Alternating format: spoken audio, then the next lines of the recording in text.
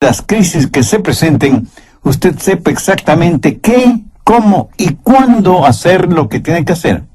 Ahora, junto con esa riqueza y sabiduría, ¿no le gustaría tener la paz y la serenidad que provienen de una correcta relación con Dios? ¿Cómo le gustaría tener todas estas cosas? Y usted me responde, pastor, eso es imposible. Nadie puede tener esa clase de riqueza, de sabiduría y de adoración. Pues mire, yo le voy a mostrar el camino y juzgue usted si lo que voy a decir no es más que una falsa propaganda. ¿De acuerdo? Bien, hablemos de la riqueza. Busque Mateo 5:5. Bienaventurados los mansos, porque ellos recibirán la tierra por heredad. Eso, mi amigo, es riqueza indescriptible. ¿Y qué de la sabiduría, de la guía que uno necesita? Veamos el Salmo 25:9. Encaminará a los humildes por el juicio y enseñará a los mansos su carrera. ¿Y qué de la paz y de la serenidad que queremos tener? Veamos Mateo 11, los versos del 28 al 30. Venid a mí todos los que estáis trabajados y cargados, y yo os haré descansar. Llevad mi yugo sobre vosotros y aprended de mí, que soy manso y humilde de corazón, y hallaréis descanso para vuestras almas, porque mi yugo es fácil y ligera mi carga. ¿Cómo trabaja eso en nuestras vidas? Bien, veamos. Primero, el significado de mansedumbre. Muchos piensan que mansedumbre es cobardía, que si uno es manso, tiene un carácter tímido y ambivalente. Permítame decir de una vez por todas, mansedumbre no es cobardía. Jesús dijo, yo soy manso y humilde de corazón. ¿Fue Cristo un cobarde? ¿Llamaría usted cobarde a quien con látigo en mano echó fuera del templo los mercaderes? ¿A quien pasó 40 días en el desierto, en ayuno y oración, rodeado de bestias salvajes? ¿Se atrevería usted a decir que fue un cobarde? Jesús, aún sabiendo que en Jerusalén sería apresado, acusado y crucificado, sin embargo fue con determinación y firmeza hasta esta ciudad. ¿Le parece a usted que eso fue un acto de cobardía? ¿Qué clase de cobarde fue Jesús que sufrió en agonía y murió con su cuerpo clavado en una cruz? Jesús, el más hombre de todos los hombres que ha existido, dijo, yo soy manso y humilde de corazón. Mansedumbre ni siquiera es debilidad, aunque muchas veces así lo pensemos, cuando lo opuesto es la verdad. Para ser manso hay que tener tremenda fortaleza espiritual y emocional. La Biblia dice que aparte del Señor Jesús, Moisés fue un hombre manso. Piénselo. Moisés fue un comandante en jefe que guió al pueblo de Israel desde Egipto hacia la tierra prometida. Fue un hombre de valor. Pero ser un hombre de valor no excluye la mansedumbre. Alguna vez en alguna parte leí la siguiente frase: si usted cree que mansedumbre es debilidad, trate de ser manso por una semana. Perturbadora opción, ¿no le parece? Ser manso demanda una increíble fortaleza, porque la mansedumbre es fortaleza bajo control.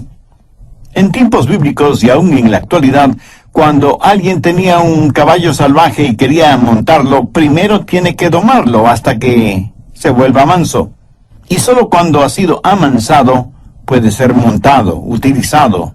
Pero note, no es que el caballo perdió su fortaleza, sino que ahora su fortaleza está bajo control. Entonces, mansedumbre es fortaleza que está bajo control. Wallace Hamilton es el nombre del autor del libro Cabalgue caballos salvajes. ¿Y qué ilustra lo que estoy diciendo? Dice que nosotros venimos a este mundo con toda clase de deseos, de instintos, proclividades, habilidades y ambiciones dadas por Dios mismo, y que al diablo le encantaría quitárnoslas y pervertirlas para su propio uso. Pero esos dones son el regalo de Dios para nosotros. Pero Él quiere que todos esos dones estén bajo su control y sean para su honra y su gloria. Pero el diablo quiere pervertirlos y traer vergüenza al nombre del Señor Jesucristo. Por lo tanto, hay tres cosas que usted puede hacer con sus habilidades naturales y los dones que Dios le ha dado. Primero, autoafirmación. Allá a comienzos de la década de los años 60, apareció el siguiente lema: lo que quiera que es natural es hermoso, y cualquier cosa que es hermosa debe ser buena. Así que, lo que quiera que usted quiera hacer, hágalo. Nuestros antepasados de alguna manera fueron más listos que la gente de esta generación y su maldad. Los antiguos, si querían hacer algo malo, malvado, vil, si querían dejar correr sus caballos salvajes, tomaban esa maldad, esa impiedad, esa vileza que tenían y la deificaban, la convertían en un dios o en una diosa. Por ejemplo, si ellos querían beber hasta emborracharse, decían: bien, legitimemos esto.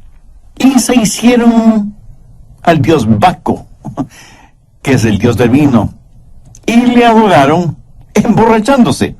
Así que fueron pervertidamente listos. Y si querían cometer adulterio o fornicar o vivir en un lujurioso desenfreno, deificaron a Venus como la diosa de la sexualidad y la promiscuidad. Así dejaban correr sus caballos salvajes.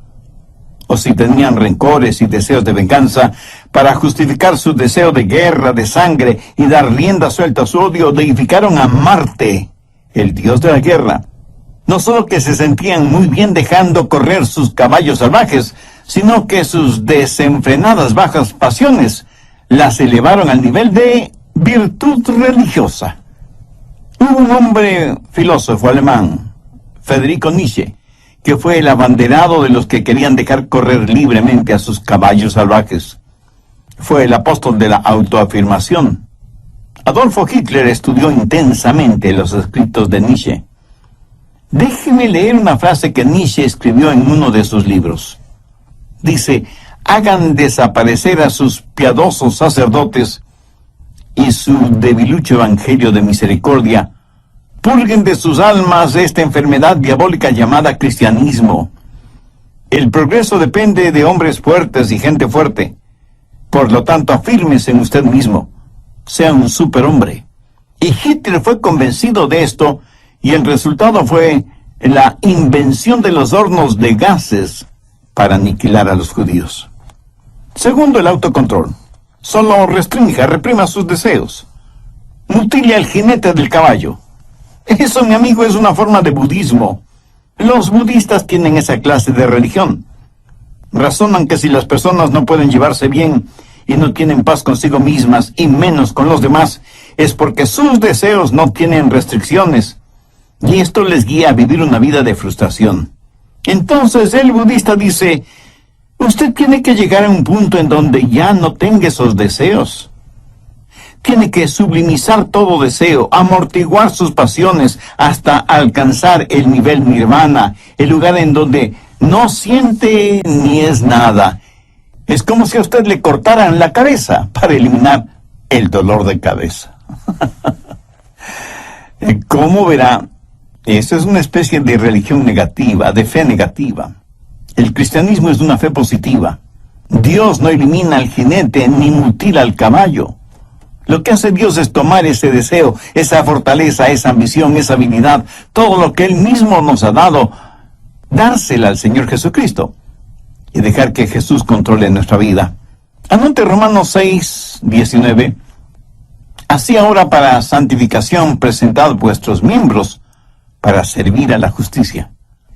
¿Qué es lo que Dios quiere hacer? Dios quiere tomar sus habilidades y sus deseos y ambiciones y mutilarlos. No, de ninguna manera. Lo que Dios quiere hacer es controlarlo para su gloria. Por ejemplo, digamos que usted tiene un temperamento volátil. Dios dice que no debe perder su temperamento y que más bien debe aprender cómo usarlo. Mire lo que dice Efesios 4:26. Airaos, pero no pequéis. El mismo Señor Jesús, cuando vio que los mercaderes habían hecho del templo un lugar para sus negocios, no muy honestos que digamos, se airó, se enojó, fue movido a ira. O sea, Él no perdió su temperamento, su control, sino que lo utilizó en una causa justa.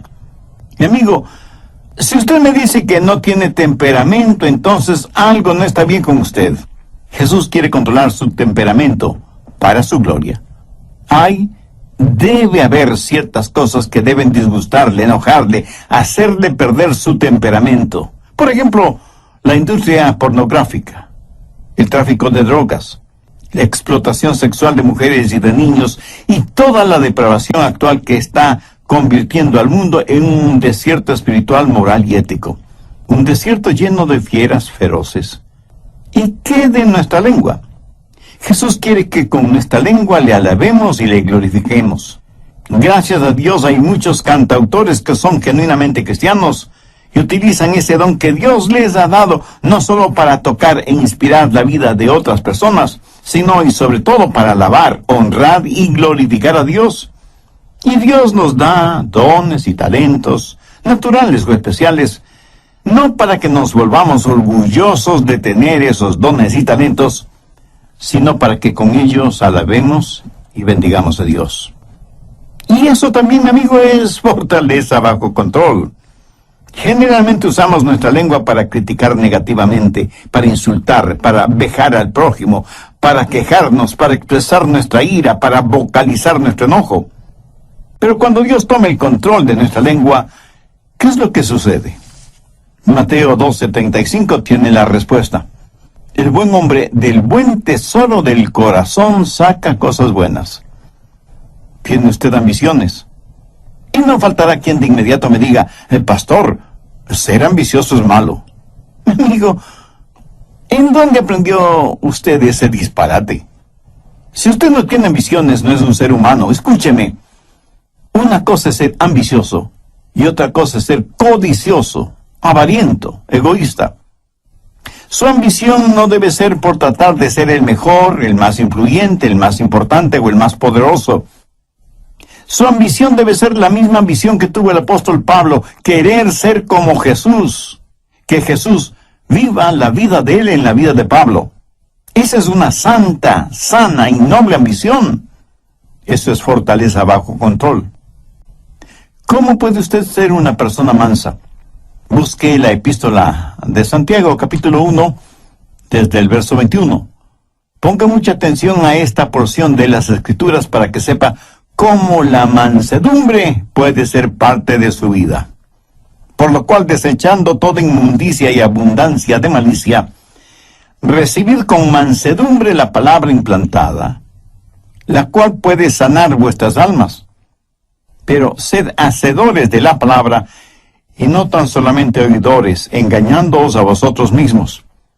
Aquí el Señor nos dice que debemos recibir con mansedumbre la palabra. Ahora, ¿por qué debemos recibir con mansedumbre la palabra? Porque la mansedumbre es fortaleza bajo control. Y para ser controlado por el Señor, usted tiene que conocer su voluntad y su camino. Y para conocer la voluntad y el camino de Dios, usted tiene que conocer su palabra. Por lo tanto, tiene que recibir la palabra con mansedumbre. Escúcheme, ni usted ni yo sabemos ni la milésima parte de cómo guiar nuestra propia vida. Se explica ahora por qué, aún siendo creyente, fracasamos tantas y tantas veces. En una sala judicial a un hombre le preguntaron, ¿jura decir la verdad, toda la verdad y nada más que la verdad, con la ayuda de Dios? Y el hombre respondió, si yo supiera la verdad, toda la verdad y nada más que la verdad, entonces sería Dios. Ingeniosa respuesta que encierra todo un mundo de teología. Necesitamos guía. Le puedo asegurar que Dios sabe lo que nosotros no sabemos. Así que si usted es una persona llena de mansedumbre, usted tiene que poner su vida en las manos de Dios para que le guíe. Si quiere que Dios le dé bienestar económico, sabiduría y adoración profunda, entonces tiene que recibir la palabra de Dios con mansedumbre, la cual, o sea, la palabra de Dios, puede salvar su alma. De acuerdo a Santiago, 3 cosas son necesarias. Primera, debe haber un espíritu de arrepentimiento. Santiago 1:21, por lo cual desechando toda inmundicia y abundancia de malicia. Ahora, ¿qué significa esto? En el griego la palabra inmundicia significa tener el oído tapado con cera. Por lo tanto, hay que eliminar el exceso de cera en el oído. Y la aplicación espiritual es fácilmente comprensible. Pero, ¿cuál es la cera espiritual que tapa nuestros oídos? La abundancia de superficialidad. Verá, muchos de nosotros ya hemos sido salvados, pero todavía ha quedado un residuo pecaminoso en nuestras vidas. Y lo que Santiago está diciendo es, limpien sus oídos espirituales de la cera que los está tapando.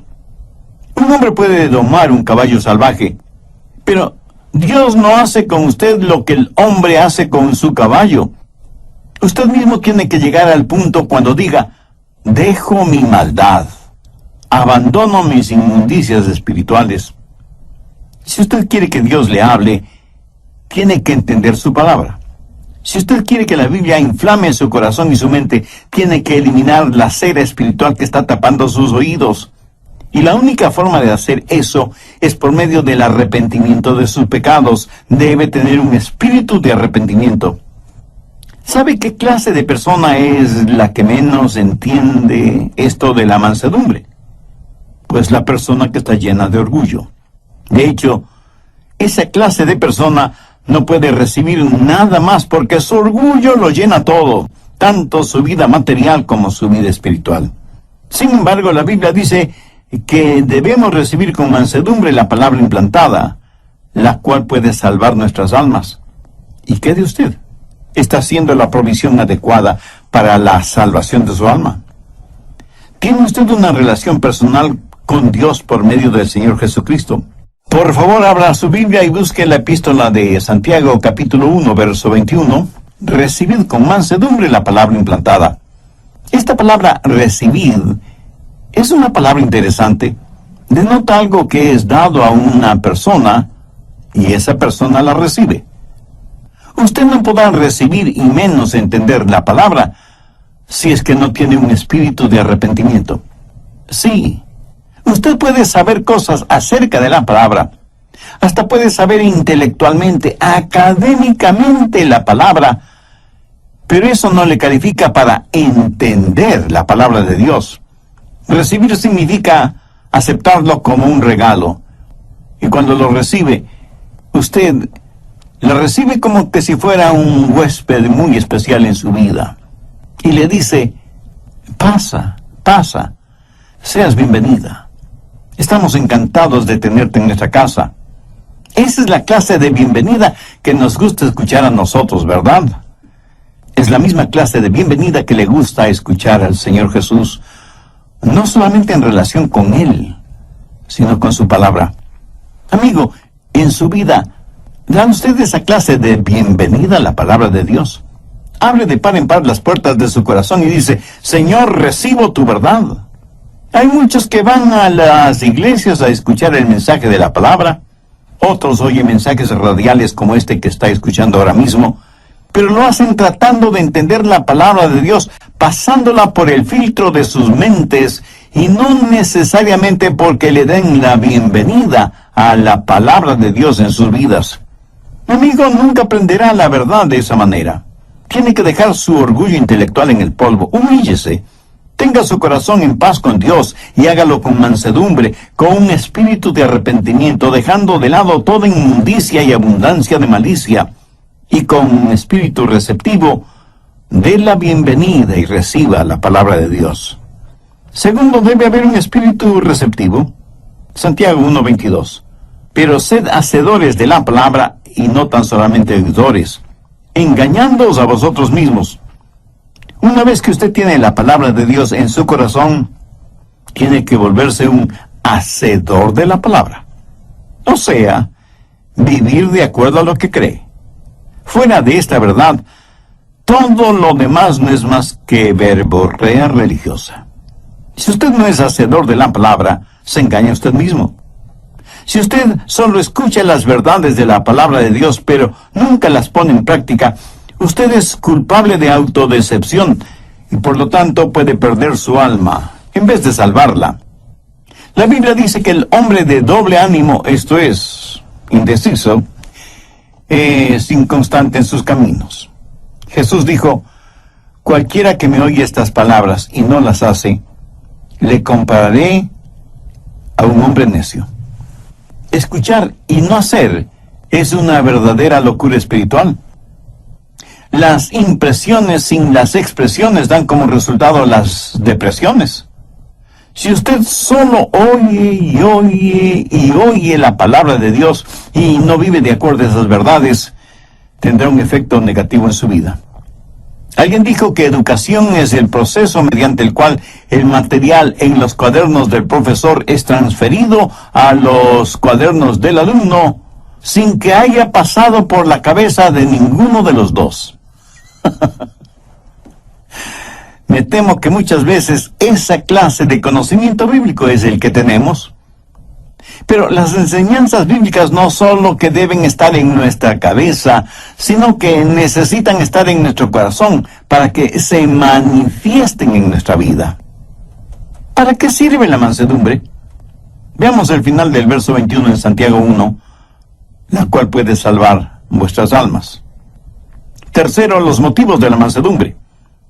El querer alcanzar bienestar económico, el desear ser guiado y tener visión y liderazgo en cada crisis de la vida, esa es una buena motivación.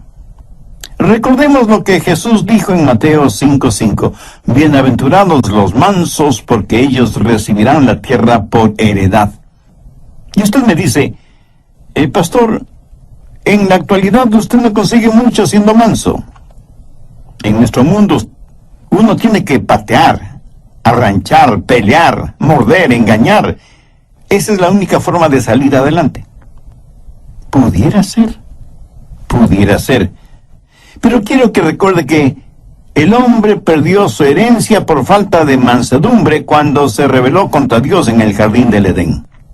La gente hoy en día no es capaz de gozar con lo que piensan que tienen por su espíritu de rebelión. Pastor, ¿qué quiere decir que recibirán la tierra por heredad?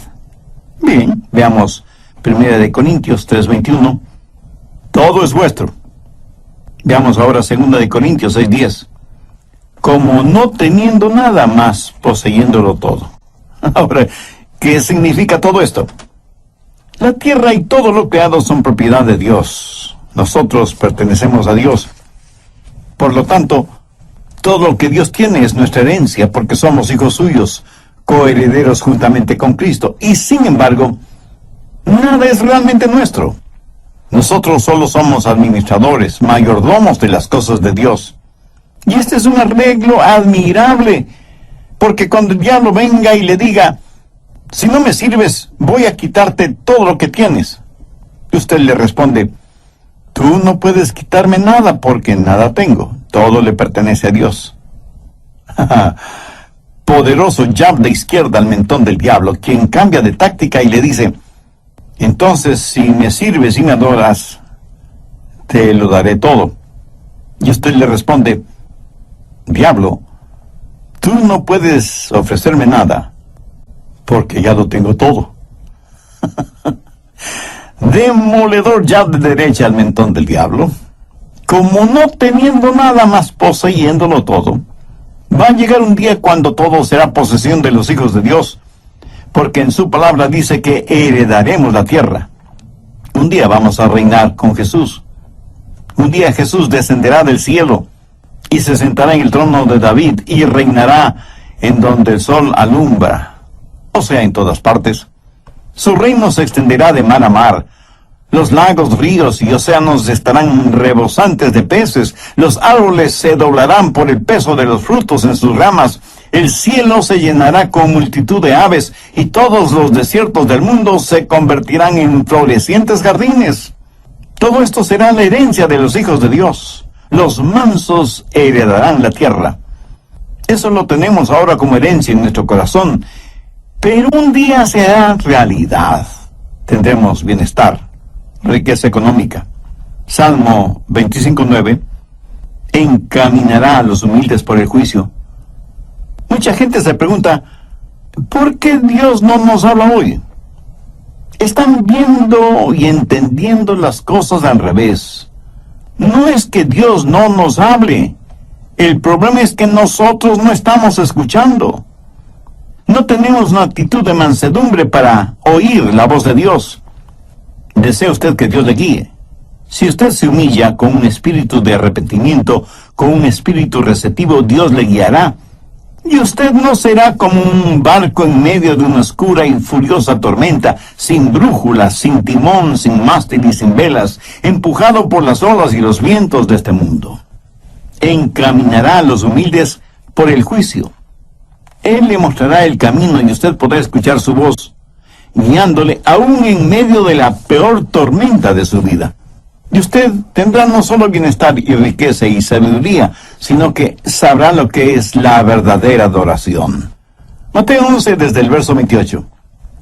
Venid a mí todos los que estáis trabajados y cargados, y yo os haré descansar.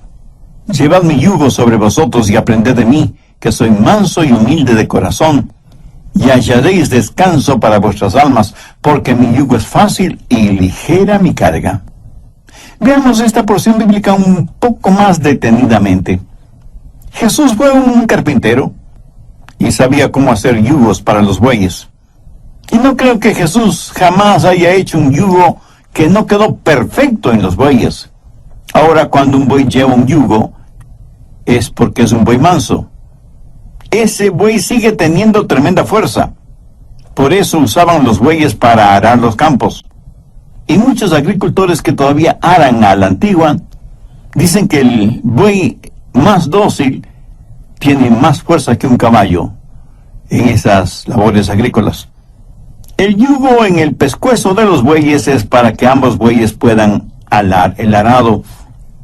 Y cuando Jesús dijo, llevad mi yugo sobre vosotros, es como si estuviera diciendo, estamos en esto juntos, apóyate en mí, déjame guiarte. Quiero ser un descanso para tu alma. Esa es la clase de mansedumbre que Jesucristo quiere darle a usted. No mañana ni pasado mañana, sino hoy mismo. Quienes están escuchando este programa, y si aún no son salvos, ¿no quisieran conocer a este maravilloso Salvador, Jesucristo? ¿No quisieran que sus pecados les fueran perdonados? ¿No quisieran hacer la paz con Dios para poder experimentar la paz de Dios? Conveniente suspender la reunión de esa noche.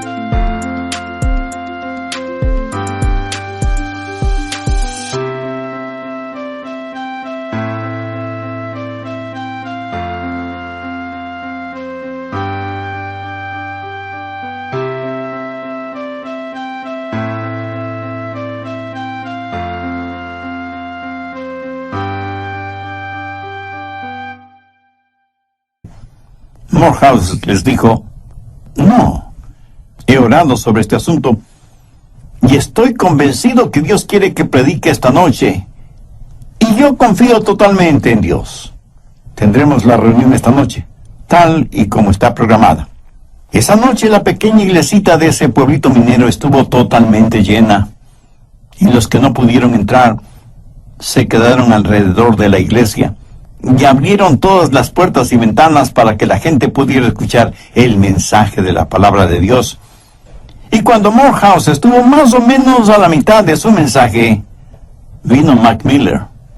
Empujó a cuantos encontró a su paso. Llegó frente al púlpito, se sentó en el suelo y le dijo, usted haga lo suyo que después yo haré lo mío.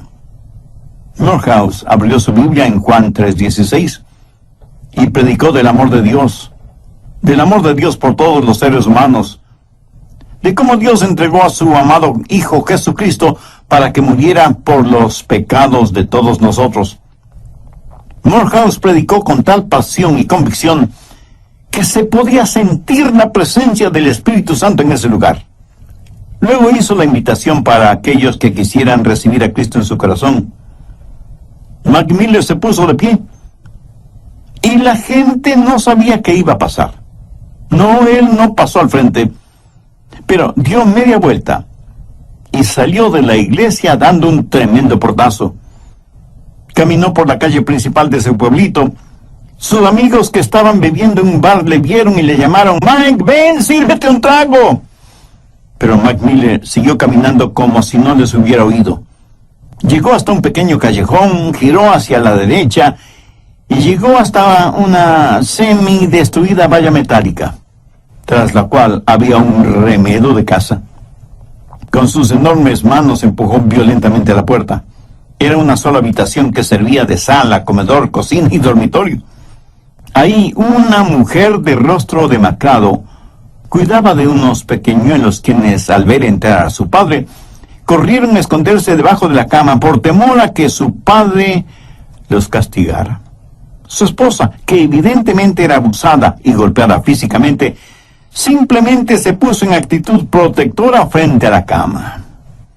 Mac Miller miró a su esposa y en un tono dulce, desconocido en él, le dijo: «Mujer, no temas. Llama a los niños. Vamos a orar». Ella, asombrada, le preguntó: ¿Qué es lo que dijiste? Y él, con una paciencia absurda por ser él quien era, le dijo: «Trae a los niños, vamos a orar». Los niños salieron de debajo de la cama, pero se quedaron detrás de su madre.